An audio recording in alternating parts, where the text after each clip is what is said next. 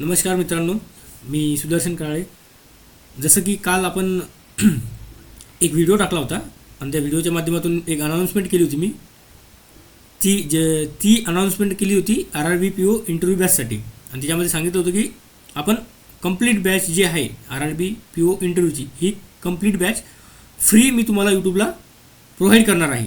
म्हणजे जेवढे काही सेगमेंट्स आहेत इंटरव्ह्यूचे, मग ते बँकिंग वगैरेचा असो किंवा HRचा असो किंवा अजून ग्रॅज्युएशन बेस असो, हे तिन्ही सेगमेंटवर मी तुम्हाला पूर्ण कंप्लीट गायडन्स करणार आहे. आपण स्टार्ट टू एंड, म्हणजे स्टार्टिंगला आपण HRचा सेगमेंट बघूयात, नंतर बँकिंग अवेअरनेस बघूयात आणि लास्टला ग्रॅज्युएशनचा सेगमेंट आहे तो बघूयात. तर बघा, स्टार्ट करूयात आपण इंटरव्ह्यूच्या फर्स्ट सेशनला. त्याच्यामध्ये मी आज HR डिस्कस करणार आहे. HRबद्दल HRचे क्वेश्चन कशा प्रकारे टॅकल करायचे आहेत हे मी तुम्हाला याच्यामध्ये सांगणार आहे. ओके, बघा आता इंटरव्ह्यू जर का आपण विचार केला तर इंटरव्ह्यू नेमका काय असतो. आता बघा, मी तुम्हाला हे सांगतोय, हे विचारतोय, तर तुम्ही तुमच्या वेनं विचार करा की समजा मी एखादा क्वेश्चन विचारला तर तुम्ही विचार करा की तुम्ही काय आन्सर बनवू शकता. आणि नक्कीच तुम्ही कमेंटमध्ये टाका की जर डाऊट असेल तरी टाका. जर एखादा क्वेश्चन तुम्हाला अजून याच्या व्यतिरिक्त काही क्वेश्चन असतील तर ते क्वेश्चन तुम्ही कमेंटमध्ये टाका. मी तुमच्या कमेंट रीड करतो, त्याच्यावर अजून मी माझ्या वेनं ॲन्सर तयार करून तुम्हाला प्रोव्हाइड करतो. तर तुम्ही समजा मी जर तुम्हाला या व्हिडिओमध्ये किंवा या लेक्चरमध्ये जर का एखादा क्वेश्चन विचारला, तुम्ही त्या टॉपिकवर विचार करा की मी स्वतः कशा प्रकारच्या क्वेश्चनला टॅकल करू शकतो किंवा काय आन्सर देऊ शकतो, तर ते कमेंटमध्ये टाकत चला. ओके, बघा आता इंटरव्ह्यू नेमका काय असतो. इंटरव्ह्यू बघायला गेलं तर इंटरव्ह्यू म्हणजे काय. तर तुम्हाला जर मी असा क्वेश्चन विचारला की इंटरव्ह्यू म्हणजे काय, तर तुम्ही काय सांगणार. आता मी भरपूर वेळेस बघितलं, आता भरपूर इंटरव्ह्यू मी दिलेले आहेत आणि जेव्हा तयारी केली तेव्हा भरपूर साऱ्या लोकांकडून, भरपूर साऱ्या टीचरकडून जर असा एखादा क्वेश्चन विचारला की इंटरव्ह्यू म्हणजे काय, तर ते सांगतात it's all about your personality test. But मला ते चुकीचं वाटतं. का? बघा, पर्सनॅलिटी टेस्ट आहे, डेफिनेटली आहे, नो डाऊट. पण पर्सनॅलिटी टेस्ट सोबत it is also test of your knowledge. मी म्हणतो का, अरे बाबा, जर त्यांना पर्सनॅलिटी टेस्ट करायची आहे, बरोबर आहे, मान्य करतो पर्सनॅलिटी टेस्ट करायची आहे, पण जेव्हा तुम्हाला नॉलेज असेल ना, तर ती पर्सनॅलिटी तुमची उमटून पडेल. तुमचा कॉन्फिडन्स, जर तुम्हाला नॉलेज आहे. आता लोक म्हणतात की नॉलेजची गरज नाही. इंटरव्ह्यूमध्ये काय म्हणतात, टीचर्स लोक काय म्हणतात, नॉलेजची गरज नाही. का नाही नॉलेजची गरज? अरे तुमचं नॉलेज जर तुमच्याकडे चांगलं असेल तर तुमचा इंटरव्ह्यू चांगला जाईल, तुमची पर्सनॅलिटी उठून दिसेल, तुमचा कॉन्फिडन्स चांगला दिसेल, तुमचे जे हावभाव आहेत, तिथलचे एक्सप्रेशन आहेत ते चांगले राहतील, कारण तुम्ही कॉन्फिडंट राहाल तिथं. म्हणून मी म्हणतो ही पर्सनॅलिटी टेस्ट तर डेफिनेटली आहे, पण सोबत ही नॉलेजची पण टेस्ट आहे. मग जर तुम्हाला चांगलं नॉलेज असेल तर तुमची पर्सनॅलिटी चांगली दिसेल. तर हे एक ब्रीफ इंट्रोडक्शन आहे इंटरव्ह्यूचं. हां, नो डाऊट की आपल्याला एकदम जास्त पण नॉलेज लागत नाही इंटरव्ह्यूमध्ये, पण जेवढं रिक्वायर्ड नॉलेज आहे बँकिंगसाठी, बँकिंगमध्ये आपल्याला जे बँकमध्ये जाणार आपण, जेव्हा पण बँकमध्ये आपल्याला नॉलेज लागणारच, तर ते नॉलेज जे आहे ते आपल्याकडे काय नॉलेज आहे ते इंटरव्ह्यूमध्ये जर आपण शो केलं तर एक त्यांच्या समोर आपली एक पॉझिटिव्ह इमेज तयार होते आणि आपल्याला चांगले मार्क्स मिळू शकतात. तर काय इंटरव्ह्यू म्हणजे काय, तर इंटरव्ह्यू ही फक्त पर्सनॅलिटीची टेस्ट नसून ही आपल्या नॉलेजची सुद्धा टेस्ट आहे. बरोबर आहे, सर्व टीचर म्हणतात ही नॉलेजची टेस्ट नाही, पण मी म्हणतो ही नॉलेजची सुद्धा टेस्ट आहे. तर बघा, हे एक ब्रीफ इंट्रोडक्शन होतं. आता आपण याच्यामध्ये काय काय बघणार. ह्युमन रिसोर्स, आज आणि उद्या म्हणजे 2 मी लेक्चर टाकणार याच्यावर. ह्युमन रिसोर्स जे आहे सेगमेंट, याच्यावर मी 2 लेक्चर रेकॉर्ड करून टाकणार. त्याच्यामध्ये तुम्हाला काही अडचणी असल्या किंवा ॲडिशनल तुमचे काही क्वेश्चन असले तर तुम्ही कमेंट बॉक्समध्ये टाकत चला. मग मी काय करेल, जेव्हा मला टाईम मिळेल मी ते क्वेश्चनचे आन्सर तुम्हाला अजून एक्स्ट्रा व्हिडिओ बनवून त्या व्हिडिओमध्ये तुमचे पूर्ण डाऊट कव्हर करायचा प्रयत्न करेल. ओके, तर काही अडचण असली तुम्ही त्याच्यामध्ये पण टाकत चला. बँकिंग अवेअरनेस पण आपण घेणार आहोत आणि ग्रॅज्युएशन बेस्ड क्वेश्चन पण कसे टॅकल करायचे ते पण सांगणार आहे. फक्त याच्यामध्ये मी तुम्हाला एक रिक्वेस्ट करतो की याच्यामध्ये तुम्ही एक्सपेक्ट नका करू माझ्याकडून की मी तुम्हाला एखादा बँकिंग अवेअरनेसचा कन्सेप्ट आहे तर तुम्ही एकदम खोलपर्यंत जाऊन सांगेल, एकदम डीपपर्यंत जाऊन सांगेल. नाही, तसं पॉसिबल नाही, कारण आपल्याकडं टाईम खूप कमी आहे इंटरव्ह्यूसाठी आणि त्या टायमाला कव्हर करण्यासाठी इतक्या लिमिटेड टायमामध्ये एवढं सारं कंटेंट तुम्हाला प्रोव्हाइड करायचं आहे. एवढं सारं बँकिंग अवेअरनेस हा छोटा सेगमेंट नाही आहे, हा खूप मोठा सेगमेंट आहे आणि प्रत्येक टॉपिकला इथे बँकिंग अवेअरनेसमधला एक एक टॉपिक जर पकडला मी तर एका टॉपिकला एक एक दीड तास लागतो. तर त्यामुळं मी एवढं पॉसिबल माझ्याकडून होणार नाही की मी पूर्णच्या पूर्ण बँकिंग अवेअरनेस तुम्हाला सांगेन. हां, हे सांगू शकतो मात्र नक्की की मी बँकिंग अवेअरनेस म्हणजे जनरल अवेअरनेस सब्जेक्ट हा टीचिंगला सुरुवात करणार आहे. तेव्हा मी प्रत्येक सेगमेंटवर प्रत्येक टॉपिकवर स्पेशल लेक्चर तुम्हाला प्रोव्हाइड करेल. त्यानंतर तुमचा कुठला डाऊट राहणार नाही. म्हणजे हे समोर सध्या नाही पण तुम्हाला आता सध्या काय रिक्वायरमेंट आहे ते मी याच्यासोबत प्रोव्हाइड करणार आहे. ओके, बघूयात आपण काय काय आहे याच्यामध्ये. बघा, आपण स्टार्ट करूयात ह्युमन रिसोर्सच्या फर्स्ट क्वेश्चनपासून. आता याच्यामध्ये काय आहे, फर्स्ट आहे इंट्रोडक्शन. सर इंट्रोडक्शन कसं सांगायचं? बघा, सरळ सांगतो. इंट्रोडक्शन थोडंसं क्रिस्प ठेवायचं, छोटं ठेवायचं. त्यांना स्कोप द्यायचा. कशाचा? त्यांना स्कोप द्यायचा क्वेश्चन विचारायचा. आपल्याला त्यांनी विचारले पाहिजेत क्वेश्चन. काय तुम्ही जर इंटरव्ह्यूमध्ये, आता बघा याच्यामध्ये काय सांगितलं, माझा इंटरव्ह्यू बरं का, माय नेम इज सुदर्शन गजानन कराळे. काय सांगितलं? माय नेम इज सुदर्शन गजानन कराळे. एकच मिनिट, मला पेन चेंज करू द्या.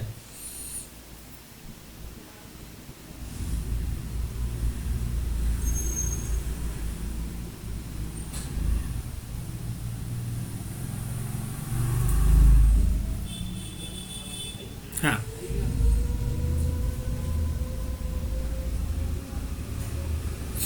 बघा याच्यामध्ये काय सांगितलं मी, my name is Sudarshan Gajanan Karale. I am from Buldhana district. I have completed my graduation in agriculture from college of agriculture Akola which comes under doctor Panjabrao Deshmukh Krishi Vidyapeeth Akola. बस, लय शॉर्ट ठेवलं मी, खूप जास्त शॉर्ट ठेवलं. आता एवढं सांगितलं ना, तर याच्यामध्ये काय आहे, बुलढाणा आहे. याच्यामध्ये काय आलं, बुलढाणा. माझा डिस्ट्रिक्ट कुठला आहे? बुलढाणा डिस्ट्रिक्ट आहे. मग आता तुम्हाला या बुलढाणा डिस्ट्रिक्टमध्ये जेवढ्या काही गोष्टी आहेत, कुठल्या सर? मग तिथं बुलढाण्यामध्ये रिलिजियस साईट्स असतील, जिओग्राफिकल साईट्स असतील, तिथं रिव्हर्स असतील, तिथं टायगर रिझर्व असेल, तिथं नॅशनल पार्क असेल, तिथे अजून बाकीच्या गोष्टी, तिथलचे MLA कोण, तिथलचे MP कोण, तिथलचे गार्जियन मिनिस्टर कोण, याच्यासोबत फेमस टेम्पल आहेत का तिथं? आता बुलढाण्यामध्ये जसं की लोणार क्रेटर आहे, गजानन महाराज मंदिर आहे. तर अशा साईट्स तुम्हाला लक्षात ठेवायच्या आहेत. आणि ब्रीफ थोडं त्याच्या हिस्ट्रीबद्दल पण आपल्याला करायचं आहे.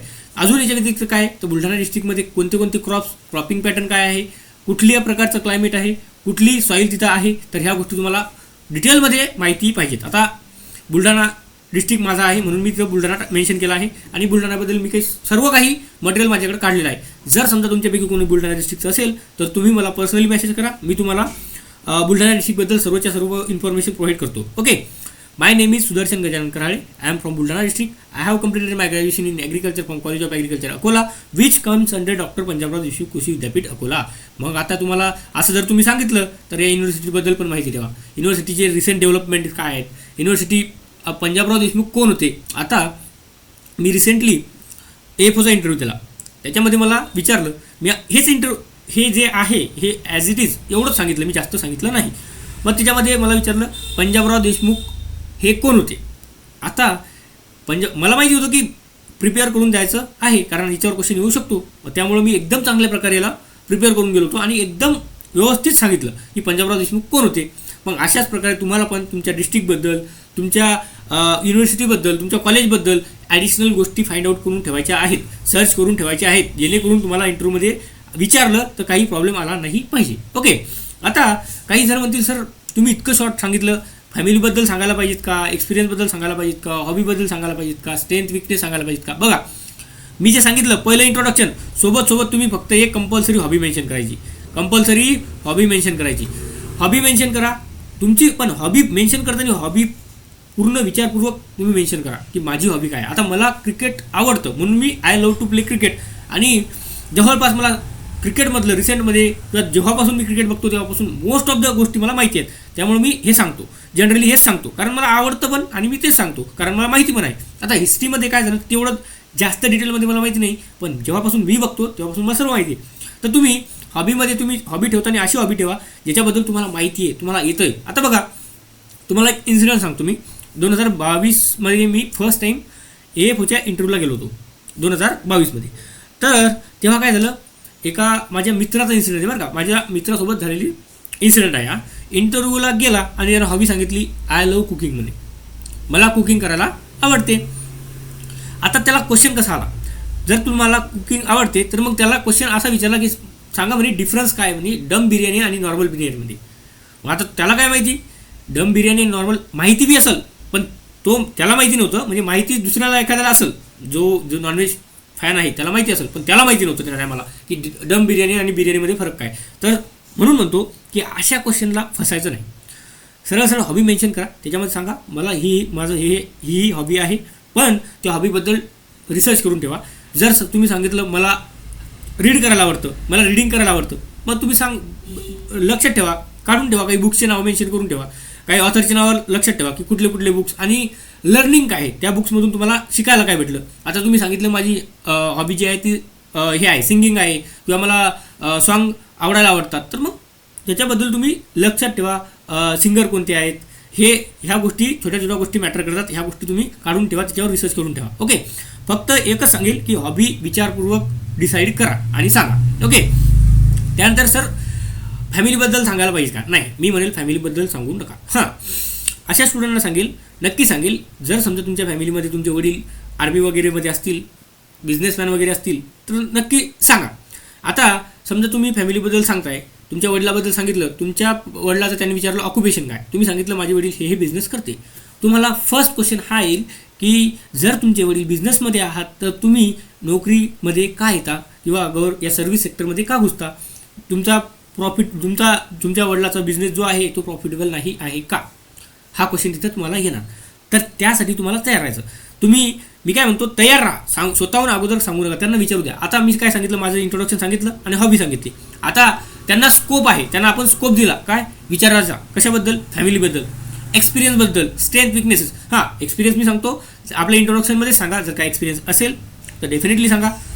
जर तुम्हाला एक्सपिरियन्स नसेल तर टाकू नका, म्हणजे टाकलेला नसेल, मेन्शन केलेला नसेल तर बिलकुल सांगू नका. जर तुमच्याकडे असेल, एक्सपिरियन्स असेल, पण तुम्ही तो फॉर्ममध्ये मेन्शन केलेला नाही, तर अशा वेळेस एक्सपिरियन्स सांगायचा नाही किंवा टाकलेला नाही आहे तर सांगायचा नाही, अवॉइड करा. कारण काय आहे, आणि जर समजा तुम्ही मेन्शन केलेलं आहे की सर मला एक्सपिरियन्स आहे, मग तो कुठल्या बँकचा आहे, कुठल्या कंपनीचा आहे, तर त्या कंपनीबद्दल, त्या ऑर्गनायझेशनबद्दल डिटेल इन्फॉर्मेशन काढणं गरजेचं आहे. क्वेश्चन कुठून येतात हे तुम्हाला सांगत आहे. एक्सपिरियन्स पूर्ण जो काही तुमचा वर्क प्रोफाईल असेल त्या प्रिव्हियस ऑर्गनायझेशनमध्ये, त्या ऑर्गनायझेशनबद्दल तुम्हाला इन्फॉर्मेशन काढणं, तिथं तुमचा वर्क प्रोफाईल काय होता, या गोष्टी सर्व काढणं आणि प्रॉपरली त्याच्यासाठी तयारी करून ठेवणं, ह्या गोष्टी मॅन्डेटरी आहेत. कुठूनही क्वेश्चन येऊ शकतो. ओके, आता नॉर्मली प्रॉब्लेम काय होतो माहिती का, आपण या गोष्टीसाठी प्रिपेअर राहत नाही. मग क्वेश्चन येतो असा, बसकन एखादा क्वेश्चन देतात एक्सपिरियन्सबद्दल सांगा, आपण प्रिपेअरच नाही, आपला माइंड प्रिपेअरच नाही त्या गोष्टीबद्दल, आणि मग आपला इंटरव्ह्यू कुठेतरी खराब जातो. मग आपल्याला सॅटिस्फॅक्शन भेटत नाही, आपण बाहेर आल्यावर म्हणतो माझा इंटरव्ह्यू खराब गेला. याचं रिझनच हे असते की, आणि तुम्ही म्हणता पण मी तयारी खूप चांगल्या वेळेने केली होती, मी चांगली तयारी केली, पण असा क्वेश्चन मला विचारला, असं कुठे विचारत असते का. पण इंटरव्ह्यूला कुठली सीमा नाही आहे आणि इंटरव्ह्यूमध्ये काय विचारतील याची पण काही गॅरंटी नाही आहे. तर त्यामुळं कुठूनही क्वेश्चन बनवू शकतो आणि ते कुठूनही क्वेश्चन बनवतात. ओके, आणि सोबत एक गोष्ट सांगतो तुम्हाला, याच्यासोबत सर्वात महत्त्वाची गोष्ट, जर तुम्हाला विचारलेला क्वेश्चन येत असेल तर प्रामाणिकपणे सांगा.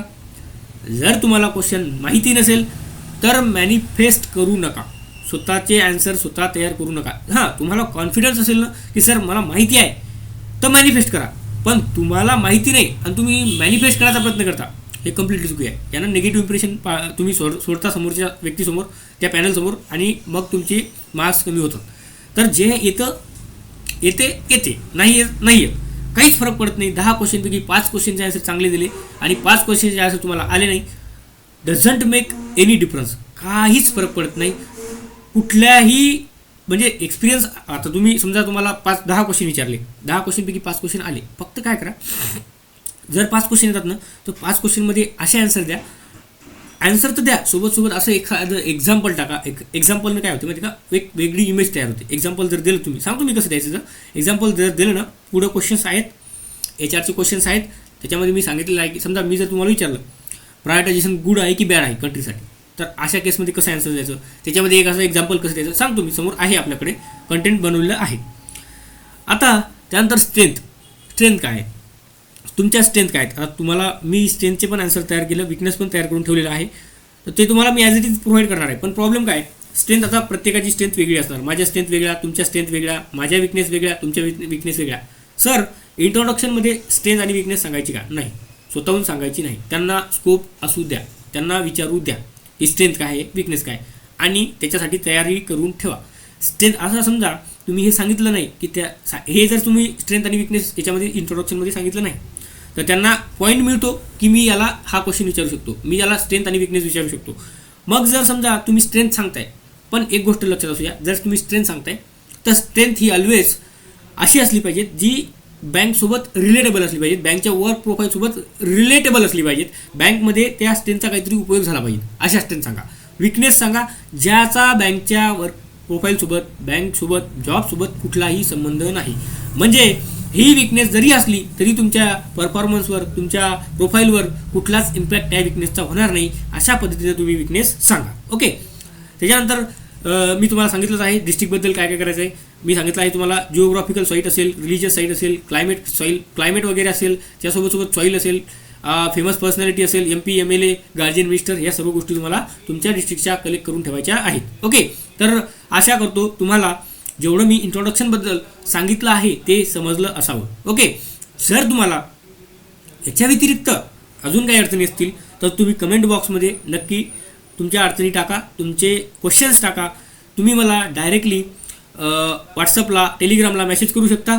मी तुम्हाला तुमच्या अडचणी, जे काही तुमचे क्वेश्चन्स आहेत त्याचे आन्सर व्हिडिओमध्ये देणार आहे. नक्की देईल. त्यानंतर बघा,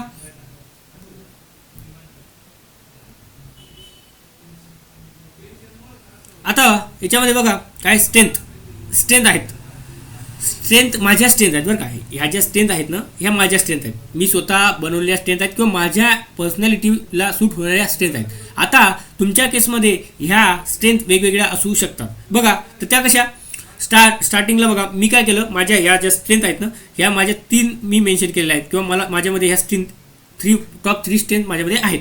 नंतरच्या 2 ह्या मी एक्स्ट्राच्या ॲड केलेल्या आहेत. सर ह्या तुमच्यासाठी ॲड केलेल्या आहेत. तुम्ही ह्या स्ट्रेंथ घेऊ शकता. तुमच्यामध्ये जर का असेल, तुमच्या पर्सनॅलिटीचा जर का सूट होत असतील तर ह्या स्ट्रेंथ तुम्ही मेन्शन करा. जर नसतील, याच्या व्यतिरिक्त जर काही असतील तर त्या तुम्ही ॲड करू शकता. बघा, पहिल्या याच्यामध्ये काय सांगितलं मी, I am good at team work. Sir मी टीमवर्कमध्ये एकदम चांगला आहे, म्हणजे चांगला आहे, टीमवर्कमध्ये मी चांगला आहे. सर आता तुम्ही सांगितलं टीमवर्कमध्ये चांगला आहे, तर त्याच टायमाला तुमच्याकडं त्याच्यासाठी जस्टिफिकेशन रेडी पाहिजेत. सर जस्टिफिकेशन म्हणजे काय, तुम्हाला असं तुम्ही ॲज सुन ॲज तुम्ही सांगितलं की I am good at teamwork, तर तेव्हा तुम्हाला ते जस्टिफिकेशन असं विचारतील, सांगा तुम्ही आत्तापर्यंत कुठल्या प्रकारचं टीमवर्क हे पार पाडलेलं आहे.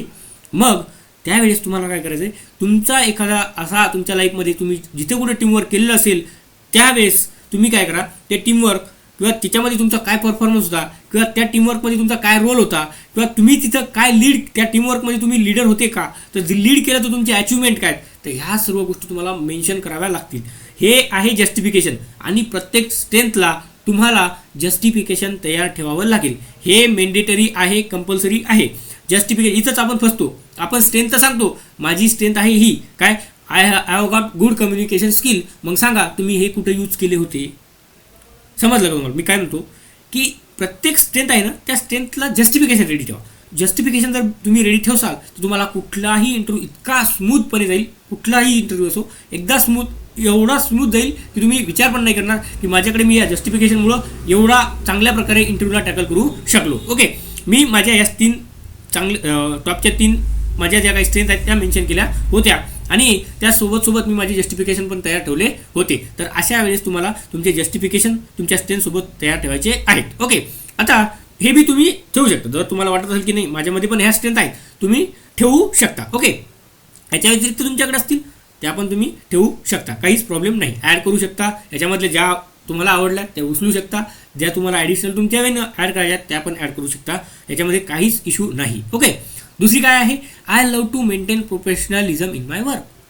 मला माझ्या वर्कमध्ये प्रोफेशनलिझम मेंटेन करायला आवडते.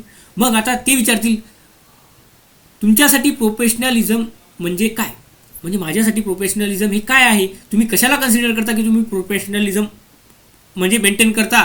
तुम्हाला तुमची जर आवड आहे प्रोफेशनलिझम मेंटेन करायची तर तुम्ही कशाला म्हणता की हे माझं प्रोफेशनलिझम आहे.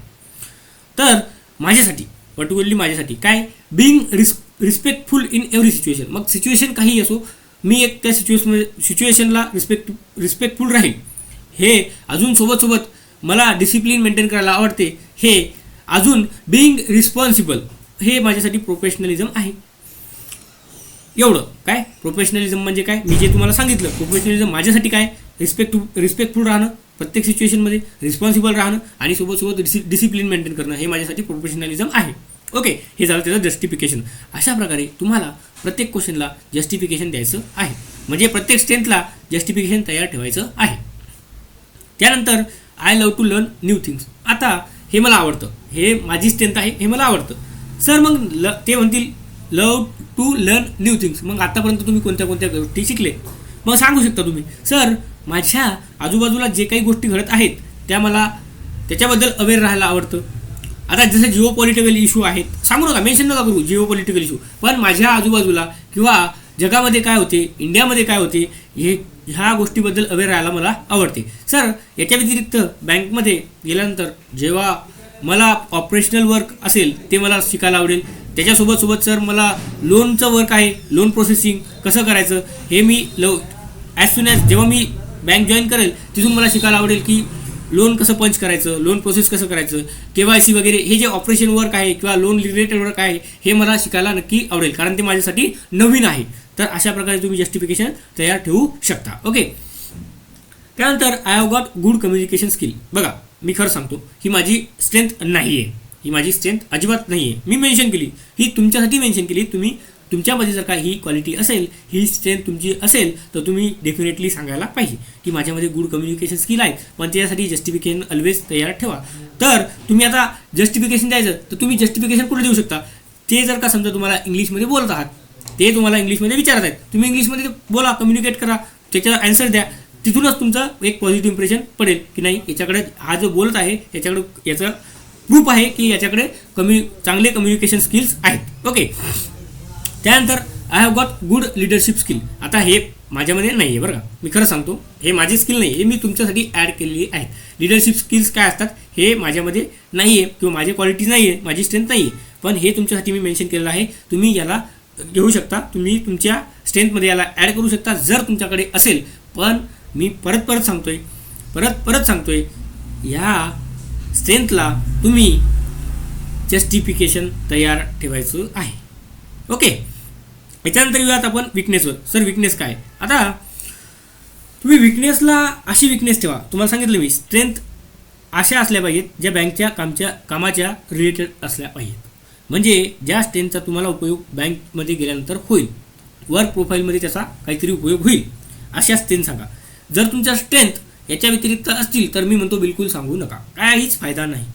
जर स्ट्रेंथ अशा असतील ज्या बँकच्या कामाच्या रिलेटेड आहेत, वर्क प्रोफाईलच्या रिलेटेड आहेत, तर डेफिनेटली तुम्हाला चांगले मार्क्स इंटरव्ह्यूमध्ये मिळतील. ओके, आता विकनेस अशी सांगा जी विकनेस बँकच्या कामाच्या किंवा बँकच्या वर्क प्रोफाईलच्या कुठलाही रिलेटेड नाही, म्हणजे तुमची जी विकनेस आहे त्याचा कुठलाही इम्पॅक्ट तुमच्या बँकच्या प्रोफाईलवर, बँकच्या जॉब प्रोफाईलवर होणार नाही, अशी विकनेस सांगा. बघा मी काय तयार केली होती, ॲज इट इज तुम्ही ही पण ठेवू शकता. जर तुमच्यामध्ये याच्यापेक्षा वेगळी काही असेल तर ती पण सांगू शकता, नो डाऊट, तू काहीच प्रॉब्लेम येणार नाही आणि काही इश्यू पण नाही. फक्त ॲन्सर कसं द्यायचं हे लक्षात घ्या.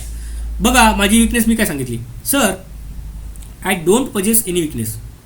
नाव earlier I had one weakness that I was very shy at public speaking, but when I started preparing for banking exams, I got realized that I have to work on it because banking is a job where I have to deal with the customers. So I overcome it in last 2 years. म्हणजे जी काही माझी आता सध्या माझ्याकडे कुठल्याही प्रकारची weakness नाही आहे. जेव्हा मी स्टार्ट केलं तेव्हा माझ्याकडे एक विकनेस होती आणि ती विकनेस अशी होती की मला पब्लिक स्पीकिंगमध्ये बोलायचं म्हणजे लाज वाटायची किंवा मी शाय होतो. पण जेव्हा मी याला प्रिपरेशन स्टार्ट केली बँकिंगला, तेव्हा मला रिअलाइज झालं की बँकिंग असा जॉब आहे त्याच्यामध्ये मला कस्टमरसोबत डेली बेसिसवर डील करायचं आहे, तर हे मला ओव्हरकम करणं गरजेचं आहे. आणि मी ते लक्षात घेऊन ही माझी विकनेस ही लास्ट 2 वर्षामध्ये ओव्हरकम केलेली आहे. But still if anyone point out any weakness in me, I will definitely work on it. जर समजा एखाद्याने किंवा मित्र असेल किंवा बाहेरचे व्यक्ती असतील किंवा आउटसायडर कोणी पण असेल, त्यांनी माझ्यामध्ये एखादी विकनेस पॉईंट आउट केली तर डेफिनेटली मी त्याच्यावर वर्क करणार आहे. बघा याच्यामध्ये कुठलं बायस आन्सर नाही, बॅलन्स आन्सर आहे आणि एक परफेक्ट आन्सर मी तुम्हाला म्हणू शकतो, हे परफेक्ट आन्सर आहे. अशा प्रकारे तुम्ही आन्सर द्यायला पाहिजे. असं नाही की कंपल्सरी नाही की हेच तुम्ही आन्सर द्या, हां, द्यायला तुम्ही हे पण देऊ शकता, हे ॲज इट्स कॉपी करू शकता. आता इथे तुम्ही मी काय विकनेस कुठली सांगितली, मी शाय होतो पब्लिक स्पीकिंगला, तर तुम्ही याच्या जागी दुसरी पण करू शकता आणि मी ती ओव्हरकम केली, पण ती that should be link with your job profile, that should not be link with your job profile. Okay, हे लक्षात ठेवा, ती त्याच्या आपल्या जॉब प्रोफाईलसोबत लिंक नसली पाहिजे. ओके, तर अशा पद्धतीने मला असं वाटते मी तुम्हाला इंट्रोडक्शनबद्दल एकदम चांगल्या प्रकारे सांगितलं आहे. मी तुम्हाला तुमच्या इंट्रोडक्शन कसं असावं किंवा काय काय मेन्शन केलं पाहिजेत, कुठले कुठले पॉईंट्स त्याच्यामध्ये असले पाहिजेत किंवा ॲडिशनल इन्फॉर्मेशन कुठली काढली पाहिजेत, ह्या सर्व गोष्टी सांगितल्या. त्याच्यासोबत मी तुम्हाला स्ट्रेंथ एकदम प्रॉपरली सांगितल्या. स्ट्रेंथमध्ये कुठल्या स्ट्रेंथ त्याच्यामध्ये आपल्या असल्या पाहिजेत हे पण सांगितलं. त्याच्यासोबत मी तुम्हाला विकनेस पण सांगितली की कशी विकनेस असली पाहिजेत. विकनेस ही ऑलवेज बँकच्या प्रोफाईलच्या, जॉब प्रोफाईलच्या रिलेटेड नसली पाहिजे, म्हणजे ज्याचा कुठलाही इम्पॅक्ट आपल्या जॉब प्रोफाईलवर होणार नाही अशी विकनेस सांगा. मग हीच नाही कंपल्सरी, ही नका सांगू, मी असं नाही, हां सांगू पण शकता, डेफिनेटली तुम्ही सांगू पण शकता, पण तुम्हाला चेंज करायची असेल तुम्ही चेंज करू शकता आणि अशा वेळी तुमचा ॲन्सर तयार करू शकता. ओके, बघूयात आपण आता नेक्स्ट पॉईंट काय आहे. तर हां, आता आपला पॉईंट आहे, आणि जर तुम्हाला व्हिडिओ आत्तापर्यंत जे काही शिकवलं जे तुम्हाला आवडलं असेल, जर तुम्हाला क्वेश्चन आवडले असतील, लेक्चरची क्वालिटी जे कंटेंट तुम्हाला डिलिव्हर करायचं आहे त्याची क्वालिटी जर का तुम्हाला आवडली असेल तर नक्की शेअर करा, चॅनलला सबस्क्राईब करा आणि लाईक करायला विसरू नका. मी प्रमोशन याच्यानंतर करणार नाही, फक्त एवढंच की तुमच्या मित्रमैत्रिणीपर्यंत हे पाठवा, आणि हे गरजेचं आहे, कारण हे माझं मोटिवेशन आहे की मला तुम्ही जर माझ्या व्हिडिओला लाईक केलं, शेअर केलं, सबस्क्राईब केलं, हे माझ्यासाठी एक मोटिवेशन आहे. आणि अशाच प्रकारचं कंटेंट मी तुम्हाला डेली बेसिसवर या चॅनलवर प्रोव्हाइड करणार इथून समोर. ओके, मग ते बँकिंग अवेअरनेस असो, मी जनरल अवेअरनेस सब्जेक्ट हा मुळात शिकवणारच आहे, त्याची स्टार्टिंग करणार आहे, तर त्यामुळं तुम्ही या चॅनलला सबस्क्राईब करून ठेवा. तुम्हाला कुठं ना कुठं ऑलवेज हे चॅनल हेल्पफुलच असेल. ओके, तर बघा आता रोल काय आहेत. आता मेन क्वेश्चन आहे बघा, याच्यानंतर एक RRBPOचा रोल. सर रोल काय आहे आणि रोल काय सांगायचा. एकच मिनिट, मला टाईम द्या, एखादी स्लाईड सुटली का बघू द्या.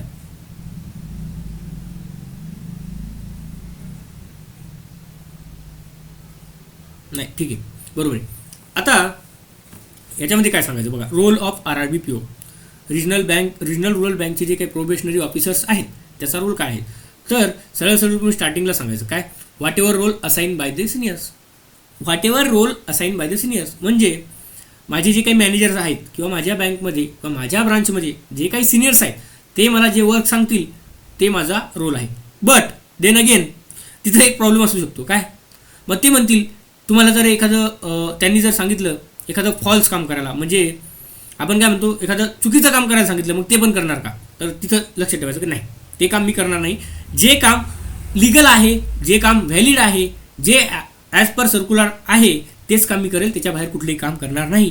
बट देन अगेन आपण असं म्हणू शकतो की whatever role assign by my seniors, म्हणजे जे काही माझे सिनियर्स असतील, जे काही मॅनेजर्स असतील, जे काही रोल मला बँकमध्ये ब्रांचमध्ये सांगतील ते माझं रोल असेल, ते माझं काम असेल. ओके, पण तुम्हाला सांगतो की नेगेटिव्ह तुम्हाला तिकडून याच्यावर क्रॉस क्वेश्चन येऊ शकतो, काउंटर क्वेश्चन याच्यावर येऊ शकतो, म्हणून सांगतो की whatever role assign by the seniors असं सांगितलं, त्यानंतर तुम्हाला असा क्वेश्चन येऊ शकतो. मग त्यांनी जर तुम्हाला असं सांगितलं तर, मग त्यांनी जर तुम्हाला तसं सांगितलं तर त्यासाठी तुम्हाला तयार राहायचं आहे.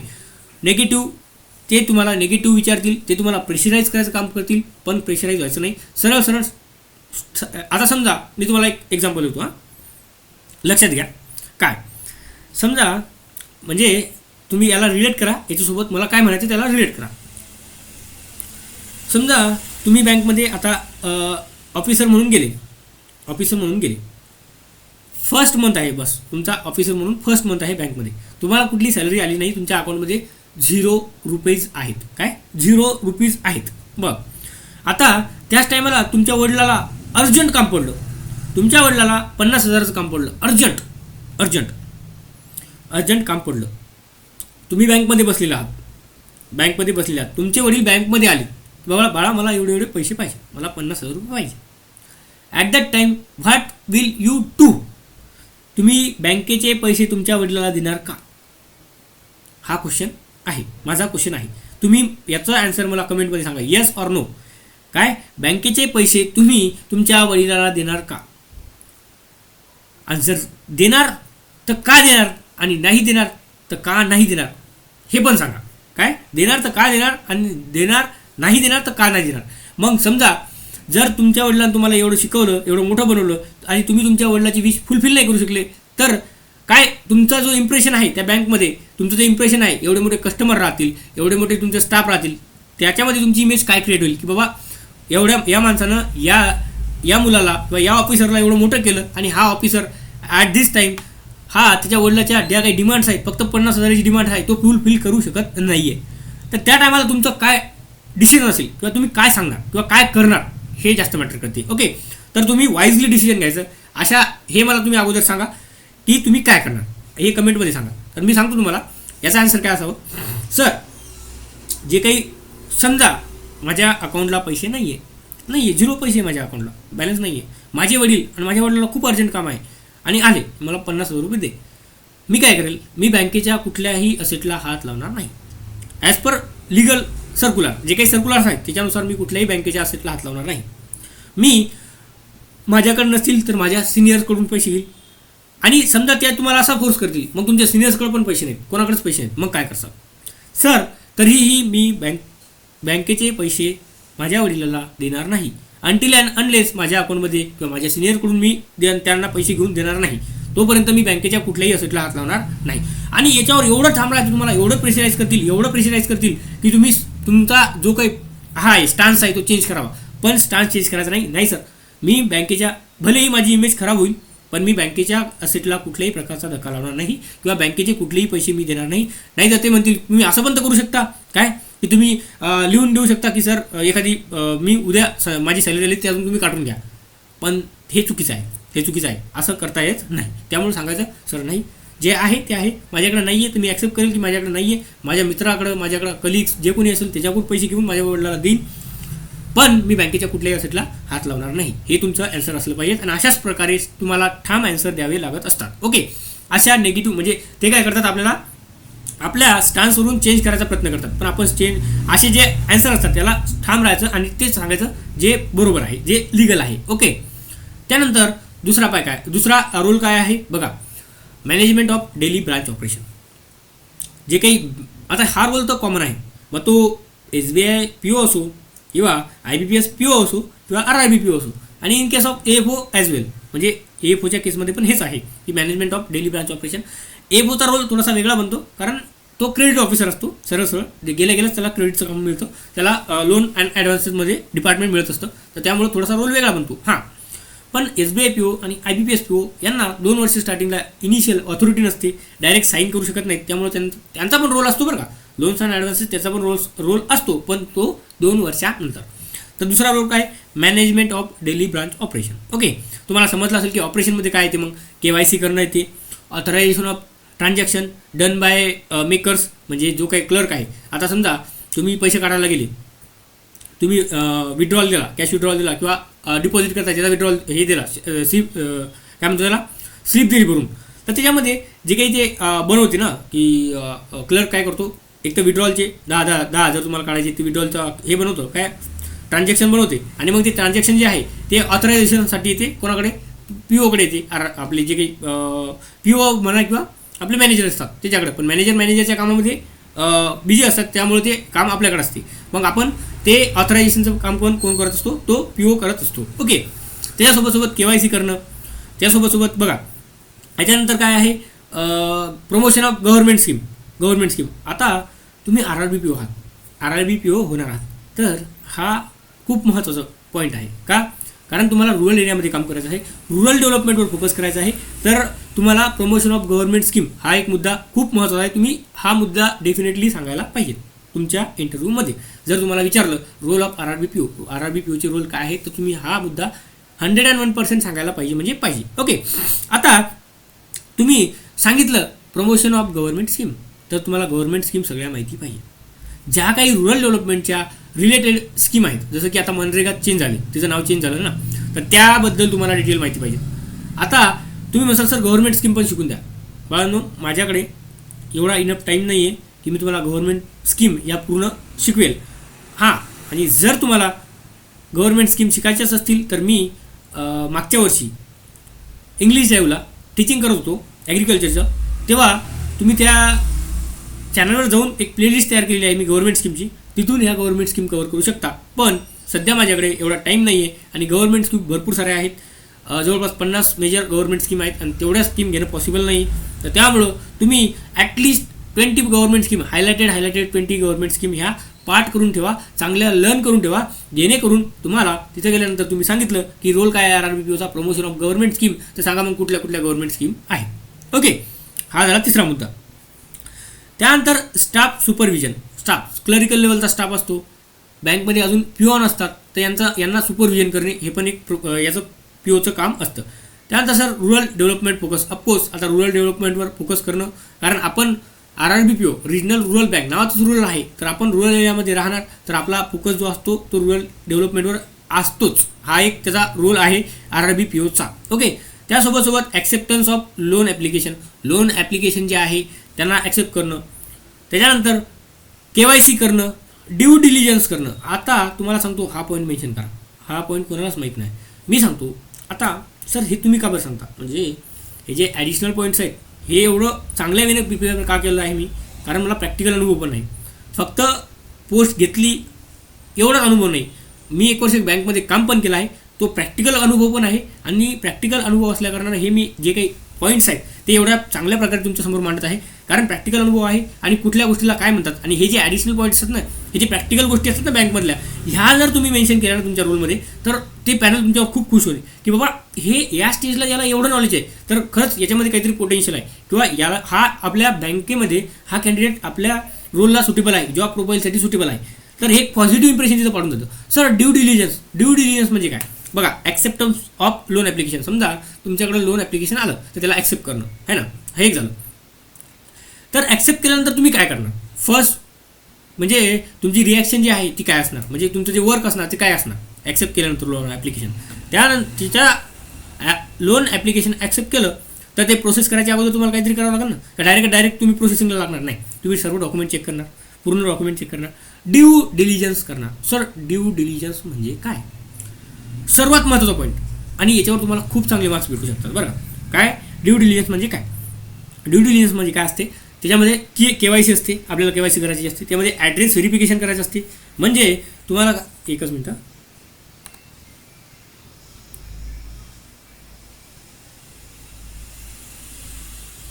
Just weight a minute.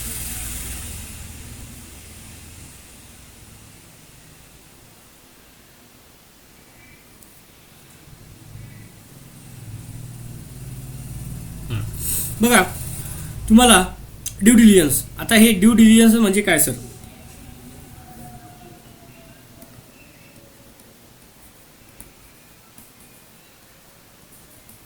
Due diligence म्हणजे काय, तर ड्यू डिलिजन्स म्हणजे काय की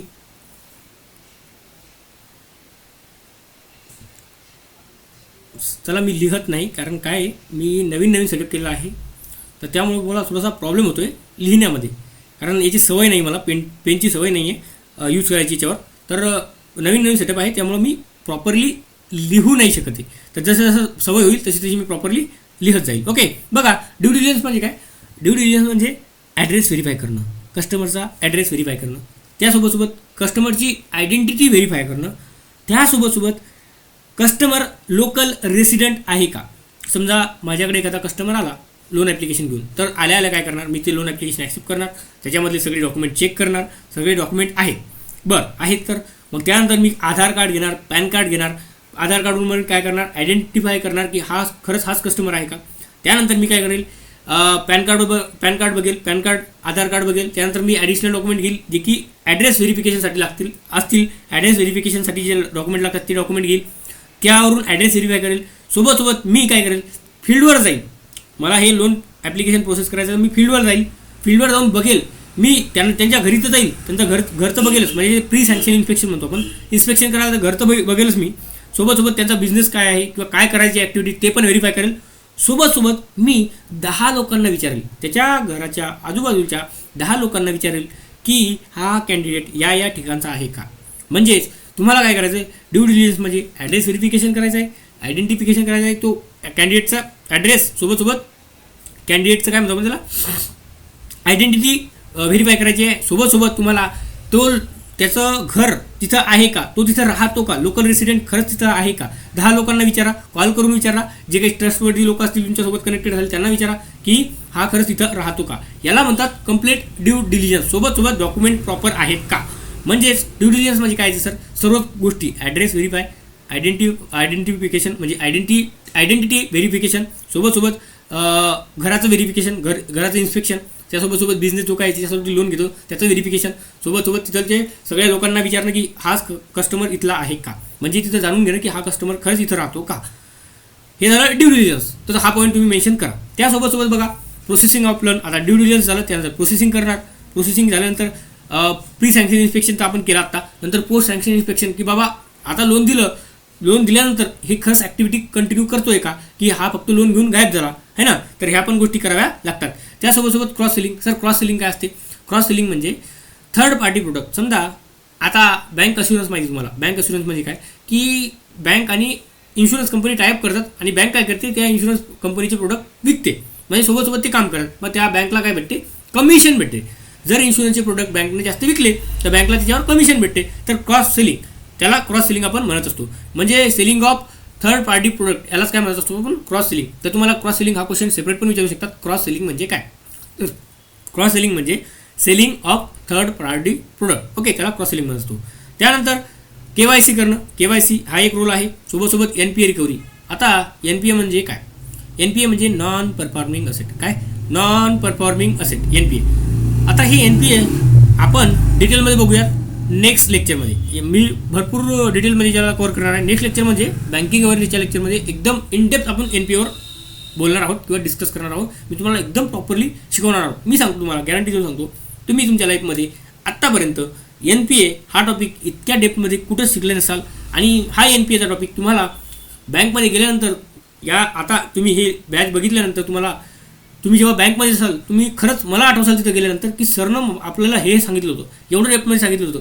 आणि ॲक्च्युली तुम्हाला खूप जास्त काम करणार NPA रिकव्हरीमध्ये. कारण तुम्हाला गेल्या होऊ शकतं तुमच्या हातात डायरेक्टच एक लिस्ट येईल की जा एवढे कस्टमर आहेत, यांचं अकाउंट SMA 3 आहे, याला जा, यांच्या घरी जा, यांना सांगा की तुमची ही लास्ट म्हणजे तुमची ही डेट आहे, या EMIची ही डेट आहे, या डेटला तुम्हाला या अकाउंटमध्ये एवढे पैसे जमा करणार आहेत, नाही तर तुमचं अकाउंट NPA होणार आहे. ओके. किंवा अशी लिस्ट येऊ शकते ज्यामध्ये NPA झालेले सर्व अकाउंट असतील. जा आणि ज्या घरी जा, प्रत्येक कस्टमरच्या घरी जा आणि NPA रिकवर करून आणा. एवढं त्यांच्याकडे NPA आहे. अमाऊंट किती आहे, आउटस्टँडिंग अमाऊंट किती आहे. आउटस्टँडिंग अमाऊंट म्हणजे काय असते बघा, जेवढं तुम्ही लोन काढलं आणि त्याच्यामध्ये जेवढं इंटरेस्ट लागलं, काय सांगितलं मी, जेवढं तुम्ही लोन काढले, समजा सपोज करा की तुम्ही 1 लाख रुपये लोन काढलं आणि त्याची तुम्ही EMI पे केलीच नाही 90 दिवस, ते NPA झालं. NPA झाल्यानंतर त्याचा इंटरेस्ट त्याला लागणार आहे. तुम्ही प्रिन्सिपल तर तुम्ही रिटर्न करतच नाही या 1 लाख, सोबत जे इंटरेस्ट आहे ते पण रिटर्न केलं नाही. तर मग जे काही जमा होते, ॲक्युम्युलेट होते, जे काही प्रिन्सिपल सोबत इंटरेस्ट जे काही ॲक्युम्युलेट होते, मग टोटल जे काही त्या अकाउंटमध्ये दिसतं, त्या अकाउंटमध्ये आउटस्टँडिंग दिसतं ना, की 1 लाख तर ते आणि सोबत ते वरचा इंटरेस्ट, मग टोटल अमाऊंट ही जास्त दिसणार. मग ती जी असते ना, ती असते आउटस्टँडिंग अमाऊंट. काय, ती असते आउटस्टँडिंग अमाऊंट. म्हणजे अकाउंटमध्ये तुम्हाला दिसेल की हे अकाउंटमध्ये किती पैसे जमा करायचे आहेत. इन केस हे 1 वर्षानंतर असेल की 1 वर्षानंतर तुम्हाला पैसे भरायचे, तुम्हाला आता समजा क्रॉप लोन आहे, तर मग हे आउटस्टँडिंग अमाऊंट झालं तुमचं 1,25,000. तर 1 वर्षानंतर तुम्हाला रिन्यू करावं लागेल अकाउंट. आणि रिन्यू करायच्या वेळेस तुम्हाला ती आउटस्टँडिंग अमाऊंट 1,20,000 जे काही झाले, 1,20,000 25,000, ते अकाउंट 1,25,000 त्याच्यामध्ये टाकावं लागतील.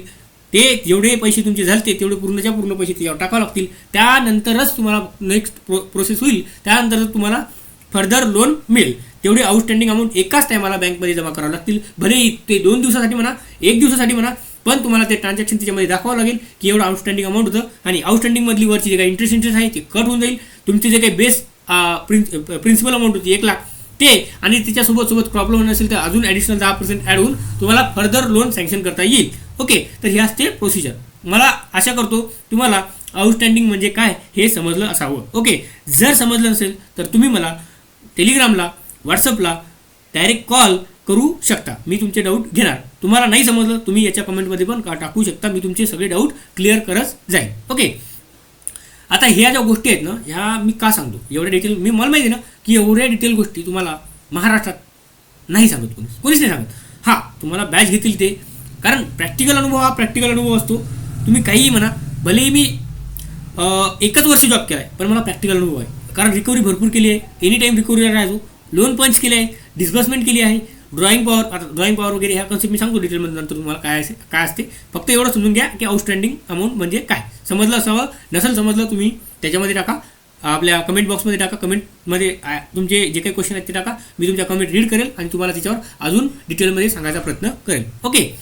त्यानंतर authorisation of transaction done by maker. जे काही क्लरिकल स्टाफ असतो ते काही ट्रान्झॅक्शन तयार करतात, तर त्याला ऑथराईज करणं हे आपलं काम असतं. म्हणजे त्यानं ट्रान्झॅक्शन बनवलं की बाबा या इंडिव्हिज्युअलला एवढे एवढे पैसे काढायचे आहेत, मग ते बनवून देईल की हां एवढे एवढे त्या स्लिपमध्ये ॲड करेल आणि सांगेल की एवढे एवढं याला काढायचे आहेत, आणि ती स्लिप आपल्याकडे येईल नंतर ट्रान्झॅक्शन बनवल्यानंतर. मग ट्रान्झॅक्शन बनवल्यानंतर आपल्याकडे आली, मेकरकडे आली, म्हणजे आपण RRBPO त्याच्याकडे आल्यानंतर आपल्याला ते व्हेरीफाय करावं लागते की खरंच हे अकाउंट याच कस्टमरचं आहे का, त्यांना ते समोर तो कस्टमर उभा आहे का, आणि त्यांची साईन जी आहे ती मॅच होते का, की ही साईन यांचीच आहे का, की अंगुठा मारलेला आहे तर हाच कस्टमर अंगुठा यांनी मारलेला आहे का. तर ते सगळं चेक करून आपल्याला ती साईन करावं लागतं आणि ऑथराईज करावं लागतं. तर हे असते RRBPOचे रोल. हां, आता याच्या व्यतिरिक्त जर समजा तुम्हाला ॲडिशनल काही RRBPOचे रोल्स ॲड करायचे असतील तर तुम्ही तुमच्या वेळेला तुम्हाला काही आठवत असतील, हां जे होऊ शकते की माझ्याकडून म्हणजे मला काही आठवत नसतील, नाही आठवले किंवा मी नाही टाकलेले याच्यामध्ये ॲड केले, तुम्हाला जर काय आठवत असतील तर तुम्ही स्वतःचे ॲड करू शकता. पण मला असं वाटते याच्यापेक्षा बेटर तुम्हाला कोणी रोल सांगू शकत नाही. ओके. तर बघा, अशा प्रकारे हे आपलं स्टार्टिंगचं फर्स्ट लेक्चर होतं. आशा करतो तुम्हाला हे सर्व समजलं असेल आणि चांगल्या प्रकारे याला जसं जसं मी सांगितलं तसं तसं तयार करा. आता मी प्रत्येकाची जी पर्सनॅलिटी आहे त्या पर्सनॅलिटीनुसार मी क्वेश्चनचे आन्सर तयार नाही करू शकत. मी हे कॉमन क्वेश्चन सर्वांसाठी लागू होतील असे क्वेश्चन तयार करून तुमच्यासमोर मांडत आहे. त्यामधून तुम्ही तुमच्या पर्सनॅलिटीला जे काय काय सूट होते यातलं ते उचला, ॲडिशनल तुमच्या पर्सनॅलिटीला काय काय सूट होते ते याच्यामध्ये ॲड करा. तर तुमचा जे काही मटेरियल असेल ते खूप चांगल्या वेळेला तयार होईल. ओके. तर आता आपण भेटूया दुसऱ्या लेक्चरमध्ये, जे की मी तुम्हाला लवकरच प्रोव्हाइड करेल. त्याच्यामध्ये आता हे बघा, माझ्याकडे तयार आहे सगळं मटेरियल.